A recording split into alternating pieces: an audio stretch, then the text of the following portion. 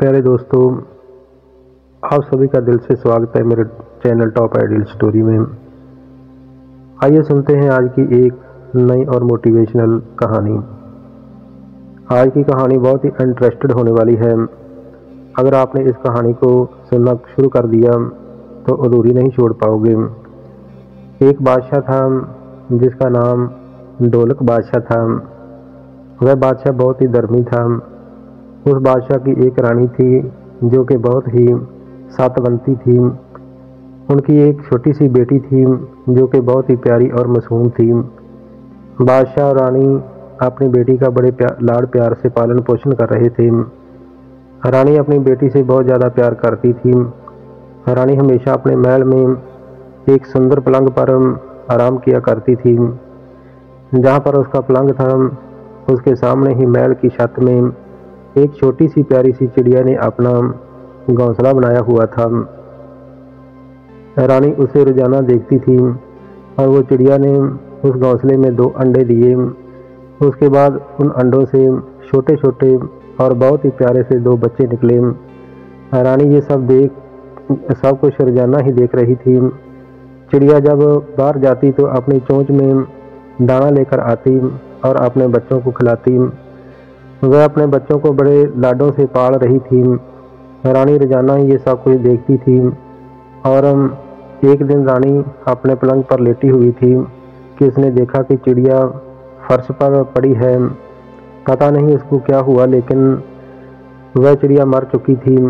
रानी ने उसे उठाया और बड़े ध्यान से देखा, लेकिन वह ख़त्म हो चुकी थी और उसके दोनों मासूम बच्चे अनाथ हो चुके थे। इस बात का रानी के दिल पर बहुत ही गहरा असर पड़ा और उसने सोचा कि अब उसके बच्चे अकेले रह गए हैं और उनका माँ के बिना पता नहीं क्या हाल होगा।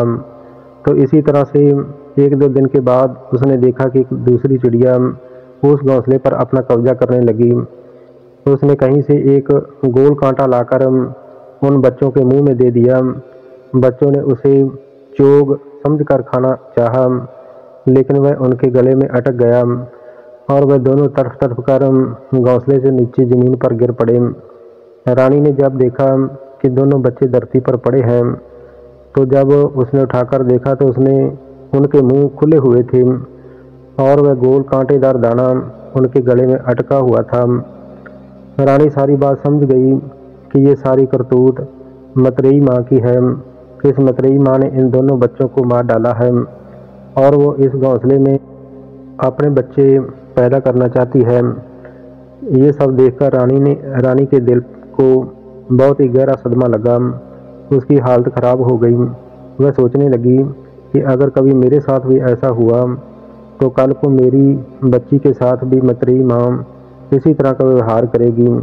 ये सदमा रानी के दिल को अंदर ही अंदर खाने लगा। रानी ने खाना पीना भी कम कर दिया और धीरे धीरे खाना पीना छोड़ ही दिया और उसकी हालत ख़राब हो गई। राजा को रानी की बहुत चिंता होने लगी।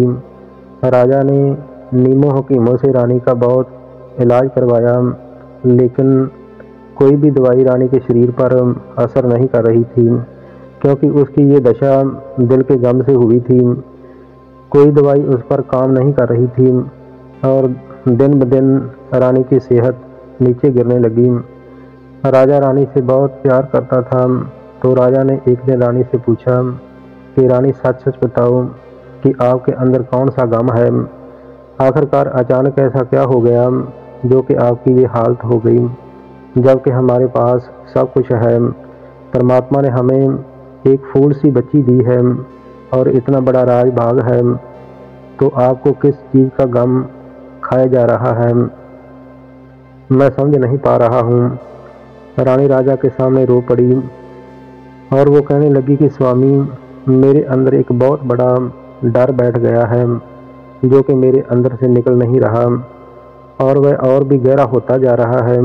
अब मुझे लगता है कि मैं ज़िंदा नहीं बचूंगी।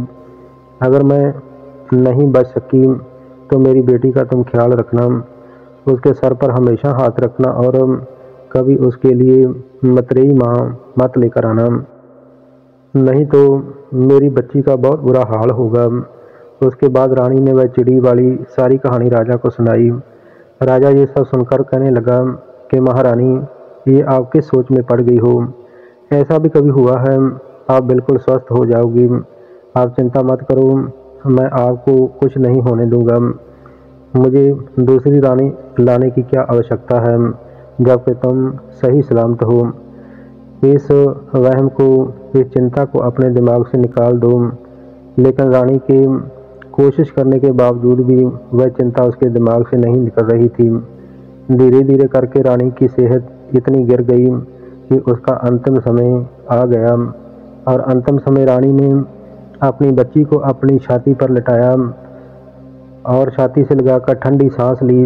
रानी ने आंखों में आंसू भरकर राजा की तरफ देखा, लेकिन बोल नहीं सकी और अपनी बच्ची का हाथ राजा के हाथ में लेकर अपने 5 पूतक शरीर को छोड़कर इस दुनिया से सदा के लिए रुखसत हो गई।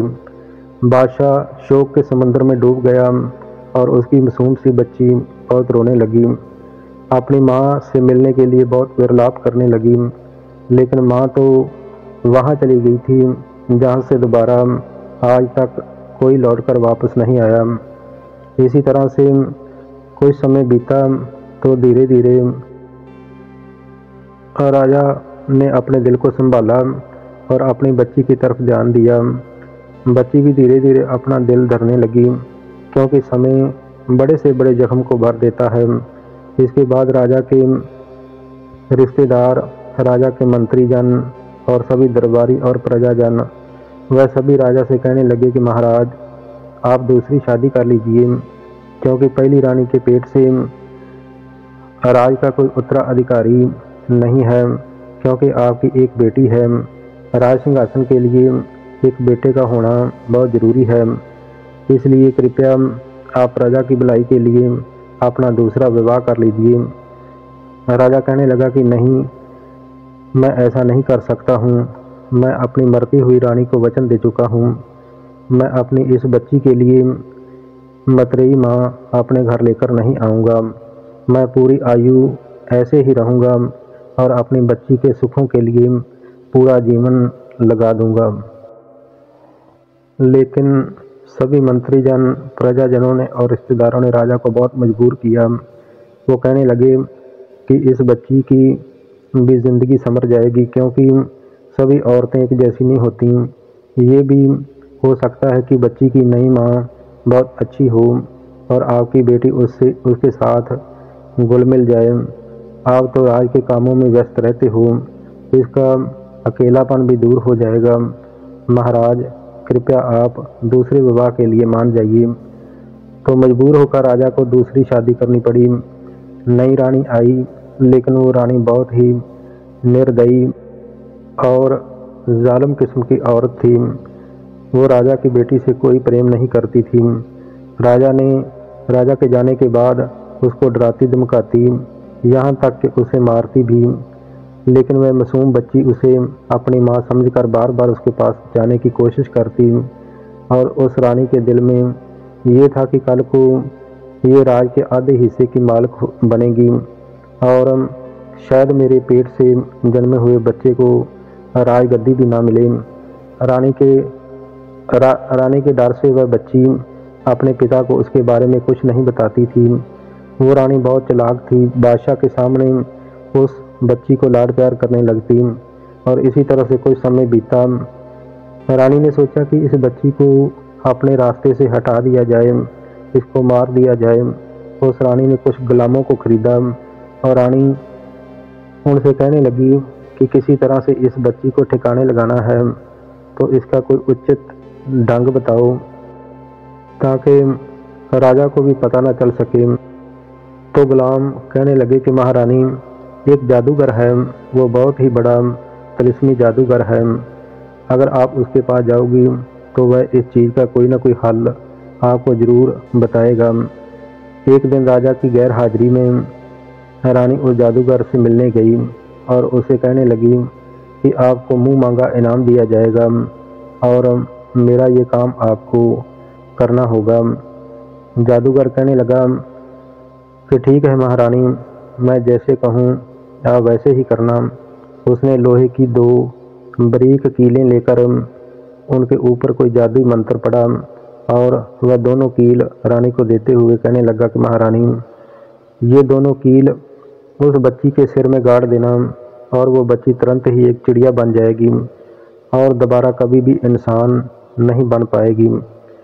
रानी वो कील लेकर अपने राजमहल में आई और उस बच्ची से झूठ मूठ का प्यार करने लगी और कहने लगी कि लाओ, मैं तुम्हारे बाल बना देती हूँ। जैसे ही वह धोखेबाज रानी बच्ची के बाल बनाने लगी तो वह जादू वाले कील उसने बच्ची के सर में गाड़ दिए। सिर में कील लगते ही उस बच्ची ने लड़की से एक चिड़िया का रूप धारण कर लिया और उड़कर महल के ऊपर बैठ गई। फिर वहाँ से उड़कर वो चिड़िया अपने पिता ढोलक बादशाह के बाग में चली गई, क्योंकि उसके पिता ढोलक बादशाह का एक बहुत ही सुंदर बगीचा था जिसमें बादशाह घूमने के लिए जाया करता था। वहाँ पर बहुत ही सुंदर सुंदर फूल पेड़ पौधे लगे हुए थे, तो वह चिड़िया वहाँ पर चली गई। बादशाह जब महल में आया तो रानी से अपनी बेटी के बारे में पूछने लगा, तो रानी बड़ी ही चालाकी से झूठ मूठ का रोने लगी और कहने लगी कि महाराज, बहुत सुबह से लेकर बच्ची नहीं मिल रही है। पहले तो हमने सोचा कि शायद कहीं खेलने या राज दरबार में चली गई होगी, लेकिन हमने सब जगह देख लिया है, बच्ची कहीं नहीं मिल रही। ये सुनकर बादशाह एकदम से डर गया और उसने उसे ढूंढने की बहुत ही कोशिश की, लेकिन वह बच्ची नहीं मिली। राजा बहुत दुखी हो गया। थक हार कर राजा ने बेटी के गम में चारपाई पकड़ ली और कुछ दिनों के बाद धीरे धीरे राजा ने अपने दिल को संभाला और अपने राज के काम धंधे करने लगा। बादशाह ने बाग के पेड़ पौधों की रखवाली के लिए एक खास माली रखा हुआ था। वो चिड़िया जब बाग में आती तो कभी रोने और कभी हंसने लगती। जब वो रोती तो आंसू मोती बनकर धरती पर गिरते और जब हंसती तो उसके मुंह से फूल बरसने लगते। इस तरह राजा के बाग में फूलों और मोतियों के ढेर लग गए। कुदरत का ये करिश्मा देखकर बाग का माली दंग रह गया और उसे अपनी आंखों पर यकीन नहीं हो रहा था। अब बादशाह को अपनी बच्ची के लौटकर आने की उम्मीद खत्म हो चुकी थी। अपनी बेटी के गम के कारण राजा कई दिनों से अपने बगीचे में घूमने के लिए नहीं गया था। तो एक दिन राजा के दिमाग में आया कि अपने बगीचे में घूमने के लिए चलता हूँ। बादशाह ने जब वहाँ जाकर देखा तो हैरान रह गया कि बाग के चारों ओर फूलों और मोतियों के ढेर लगे हुए थे। ये सब देखकर राजा बहुत हैरान था कि ये क्या कौतुक है, इतने सुंदर फूल तो मेरे बाग में नहीं हैं और मोती इतनी तादाद में कहाँ से आए। बादशाह ने माली से पूछा कि बाबा, बाग में इतने मोती और फूल कहाँ से आए हैं। तो माली कहने लगा कि बादशाह सलामत, ये कुदरत का एक बहुत बड़ा करिश्मा है। कुछ दिनों से मैं देख रहा हूँ कि एक बहुत ही सुंदर और सुनहरी रंग की चिड़िया इस बाग में आती है और इन वृक्षों पर बैठ जाती है और बैठकर कभी रोने लगती है और कभी हंसने लगती है। बादशाह सलामत, वह रोती है तो जो उसकी आंखों से आंसू निकलते हैं वह मोती बनकर धरती पर गिरते हैं और जब वो हंसती है तो उसके मुंह से फूल बरसने लगते हैं और इस तरह बाग में फूलों और मोतियों के ढेर लग जाते हैं। माली के मुंह से ये बात सुनकर बादशाह बहुत हैरान था। बादशाह सोचने लगा कि ये तो कुदरत का बहुत ही बड़ा अजूबा है, मुझे चिड़िया को देखना होगा। बादशाह कहने लगा कि बाबा, मैं उस चिड़िया को पकड़ना चाहता हूँ और उसे अपने राजमहल में रखना चाहता हूँ। माली ने कहा, बादशाह सलामत, यहाँ पर आकर आपको उसका इंतज़ार करना होगा और इस बाग में आपको पिंजरा लगाना होगा, शायद वो पिंजरे में आ जाए। तो बादशाह ने एक बहुत ही सुंदर पलंग उस बाग में लगा लिया और सिरहाने की तरफ एक सोने का पिंजरा लटकाकर पलंग पर बादशाह लेट गया। लेटते ही राजा को नींद आ गई और चिड़िया आई रो और हंसकर मोतियों के और फूलों के ढेर लगाकर उड़ गई। जब राजा की नींद खुली तो उसने देखा कि बाग में फूलों और मोतियों के ढेर लगे हुए थे, लेकिन वह चिड़िया पिंजरे में नहीं आई। बादशाह माली से कहने लगा कि बाबा, वह चिड़िया कब आई? माली ने कहा, महाराज, आप सो रहे थे और मैंने भी आपको उठाना उचित नहीं समझा, इसलिए चिड़िया आकर चली गई। राजा कहने लगा कि फिर मुझे सोना नहीं चाहिए था, अब मैं क्या करूं? माली ने कहा, महाराज, आप ऐसा करें कि आज अपने हाथ की एक उंगली में किसी चाकू से थोड़ा सा कट लगाएं और उसके ऊपर मिर्ची लगा लें। उसकी दर्द से आपको नींद नहीं आएगी और पिंजरा लटकाकर लेट जाएं और जब चिड़िया आएगी तो आपको पता चल जाएगा। बादशाह ने ऐसा ही किया। मिर्ची के दर्द से राजा को नींद नहीं आ रही थी। जब चिड़िया आई, पहले वह एक वृक्ष की टहनी पर बैठकर हंसने लगी तो उसके मुंह से फूल बरसने लगे और फूलों के ढेर लग गए, और फिर रोने लगी तो आंखों के आंसुओं से मोतियों के ढेर लगने लगे। राजा ने देखा कि वह एक छोटी सी बहुत सुंदर और सुनहरी रंग की चिड़िया है।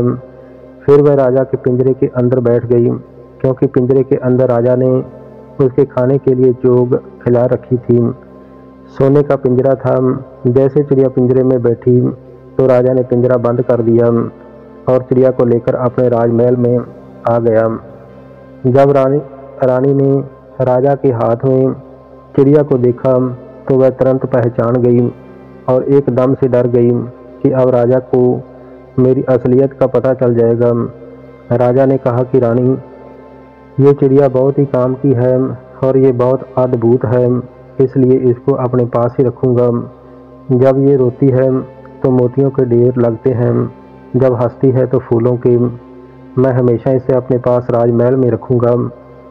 अब राजा का शिकार को जाने का वक्त हो चुका था।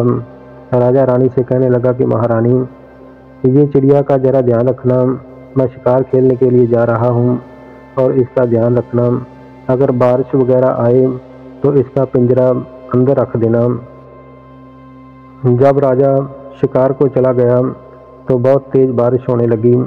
रानी ने उसे बाहर तेज बारिश में रख दिया और सर्दी के दिन थे, ऊपर से ठंडी हवा और तेज़ बारिश। चिड़िया का भीग भीग कर बुरा हाल हो गया। रानी ने सोचा कि इस तरह से वो मर जाएगी। जब राजा लौटकर आया तो उसने देखा कि चिड़िया बहुत बुरी तरह से भीग रही है, उसकी हालत बहुत ख़राब हो चुकी है। तो राजा ने रानी से कहा कि आपने ये क्या किया? आपको मैं कह कर भी गया था कि इसका ख्याल रखना, लेकिन आपने इसको भीगने के लिए बाहर ही छोड़ दिया है। तो रानी चालाकी से कहने लगी कि महाराज, मुझे माफ़ कर दीजिए, मुझे याद नहीं रहा, इसलिए मुझसे ये गुस्ताखी हो गई। राजा ने चिड़िया को पिंजरे से बाहर निकाला और एक सूखे कपड़े से उसके पंखों को साफ करने लगा। पंखों के ऊपर कपड़ा फेरते फेरते राजा का हाथ जब उसके सिर के ऊपर गया तो उसके हाथों को कोई चीज़ चिड़िया के सिर में गड़ी हुई महसूस हुई। तो उसने ध्यान से देखा तो वह लोहे के 2 कील थे। बादशाह कहता है कि ये कीलें इसके सिर में किसने लगाई हैं? तो बादशाह ने बड़े ध्यान से उन दोनों कीलों को निकाल दिया। जैसे ही बादशाह ने लोहे के कीलों को बाहर निकाला तो वह चिड़िया ने एकदम से लड़की का रूप धारण कर लिया। तो राजा ये सब देखकर एकदम डर गया और हैरान रह गया कि ये क्या हुआ, ये तो मेरी बेटी है और ये चिड़िया कैसे बनी। तो राजा ने अपनी बेटी को गले से लगाया और खूब प्यार किया और कहने लगा कि बेटी, आपकी ये हालत कैसे हुई, आप चिड़िया कैसे बनी? तो उस बच्ची ने अपने पिताजी को अपनी मतरेई माँ की सारी करतूत बता दी। ये सब सुनकर बादशाह गुस्से से आग बबूला हो गया और क्रोध में आकर उसने अपनी तलवार निकालकर रानी का सर काटने लगा। और फिर राजा ने कहा कि नहीं, ये सज़ा इसके लिए बहुत कम है, जो गुनाह इसने किया है इसके लिए मैं इसको कड़ी से कड़ी सज़ा दूंगा। बादशाह ने दरबार लगाकर सबके सामने ये ऐलान किया कि ये एक धोखेबाज, मकार और जालिम औरत है। ये बहुत बड़ी गुनाहगार है जिसने मेरी मासूम बच्ची पर इतना बड़ा जुल्म किया है और मेरे साथ विश्वासघात किया है। इसलिए मैं इसको सजाए मौत देता हूँ। और मौत का ढंग ये है कि मेरे शिकारी कुत्तों को 2 दिन तक भूखे रखा जाए। तीसरे दिन उन कुत्तों के सामने इस डैन को डाल दिया जाए। सारी प्रजा इसकी मौत का तमाशा देखने के लिए जरूर आए। 2 दिन तक शिकारी कुत्ते भूखे रखे गए और तीसरे दिन खुले मैदान में सारी प्रजा इकट्ठा हो गई और धरती में एक गोल गड्ढा निकाला गया। उसमें रानी को उतारकर उसका आधा शरीर उस गड्ढे में गाड़ दिया गया और चारों तरफ मिट्टी डालकर कूट दी गई। रानी एक पेड़ की तरह उस मिट्टी में खड़ी हुई है। उसके बाद दही के 2 मटके रानी के सर में डाले गए। रानी बहुत ज़ोर ज़ोर से चिल्ला रही थी कि बादशाह सलामत रहम करो, रहम महाराज, मुझसे बहुत बड़ी भूल हो गई। लेकिन उसकी भूल इतनी बड़ी थी कि उसे क्षमा नहीं किया जा सकता था। उसके बाद बादशाह ने अपने सिपाहियों से कहा कि शिकारी कुत्तों को खोल दिया जाए। जैसे शिकारी कुत्तों को खोला गया तो वो कुत्ते 2 दिन से भूखे थे। वो बड़ी ही तेजी से रानी के ऊपर झपट पड़े क्योंकि रानी के शरीर पर दही डाला हुआ था। कुत्ते अपने दांतों से रानी के मांस को नोच नोच कर खा रहे थे। प्रजा और राजा रानी की मौत का खौफनाक मंजर देख रहे थे। रानी ने जो कुछ किया था उसका अंजाम बहुत बुरा हुआ। रानी की चीखें आसमान को छू रही थीं और धीरे धीरे उसकी चीखें शांत हो गईं। इस तरह से कुत्ते रानी को खाते रहे और सभी लोग देखते रहे। फिर सभी अपने अपने घरों को चले गए। बादशाह अपनी बेटी के साथ खुशी खुशी जीवन व्यतीत करने लगा और रानी को उसके किए की सज़ा मिल गई। तो प्यारे दोस्तों, ये थी आज की मोटिवेशनल कहानी। इस कहानी से हमें शिक्षा मिलती है कि कभी भी कोई बुरा कर्म नहीं करना चाहिए, कभी भी इंसान को पाप नहीं करना चाहिए, क्योंकि पाप का अंजाम बहुत भयानक होता है। चाहे वह कितनी भी सावधानी से दुनिया से छुप कर किया जाए, मगर वो दुनिया के सामने आकर ही रहता है और कुदरत ऐसे इंसान को बहुत बड़ी सज़ा देती है जैसे कि रानी को मिली। तो हमेशा पाप से डरें और अच्छे काम करें। अगर इस कहानी से आपको कोई सीखने को मिला हो तो कृपया मेरे चैनल टॉप आइडियल स्टोरीज़ को सब्सक्राइब ज़रूर कर देना। हमेशा अच्छा सोचो, अच्छा करो और खुश रहो। आप सभी का बहुत बहुत धन्यवाद। वंदे मातरम। जय भारत।